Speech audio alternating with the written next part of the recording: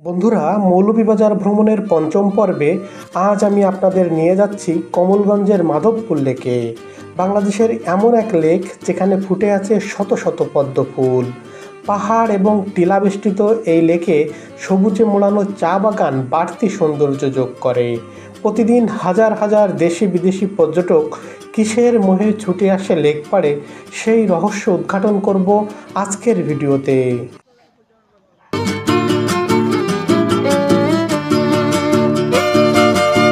দুই পাশের সমতলের চা বাগানের মাঝ দিয়ে বয়ে চলা এই পথ ধরে এগিয়ে চললেই মাধবপুর হ্রদের কাছে পৌঁছে যাবেন। দক্ষিণের উঁচু উঁচু পাহাড় আর টিলার মাঝ দিয়ে বয়ে চলেছে বেগুনি ও নীল পদ্ম বুকে নিয়ে মাধবপুর হ্রদ।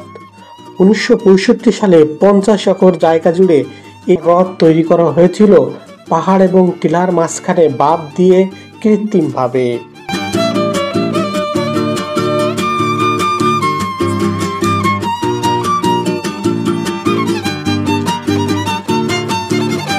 বন্ধুরা, মাধবপুর লেকে আসলে দক্ষিণ পাশের পাহাড়গুলো আপনার কাছে সব থেকে বেশি আকর্ষণীয় মনে হবে।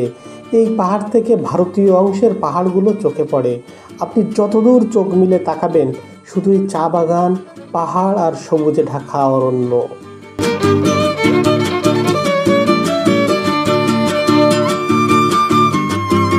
বন্ধুরা, আমি এখন মাধবপুর লেকের সর্বোচ্চ যে টিলাটি আছে তার উপর দাঁড়িয়ে আছি। আমার চারিপাশেই কিন্তু লেক, আরও ওই যে পিছন ওইটা হচ্ছে ভারতের অংশ।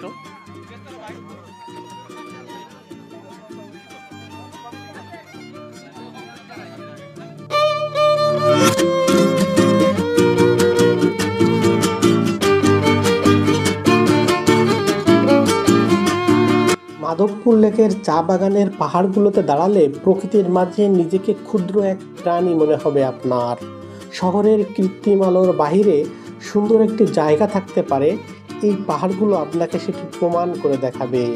বন্ধুরা, একবারের জন্য হলেও আপনি চলে আসুন মাধবপুর লেকে।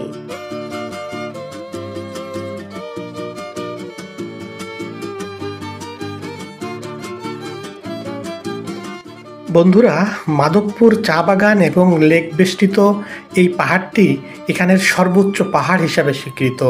এই সামনের যে পাহাড়গুলো দেখছেন, প্রত্যেকটি পাহাড়ই প্রকৃতির নতুন নতুন পসরা নিয়ে বসে আছে।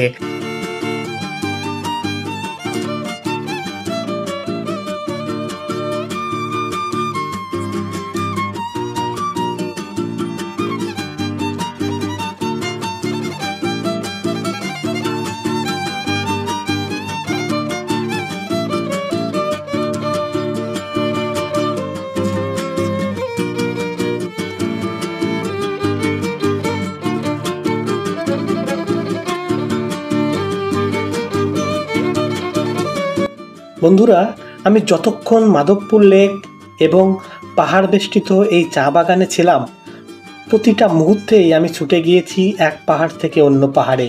কখনো লেকের পাড় ধরে বেগুনি আর নীল পদ্ম দেখতে দেখতে হেঁটেছি, কখনো এক পাহাড় থেকে অন্য পাহাড়ে গিয়েছি প্রকৃতিকে অনুসন্ধান করতে।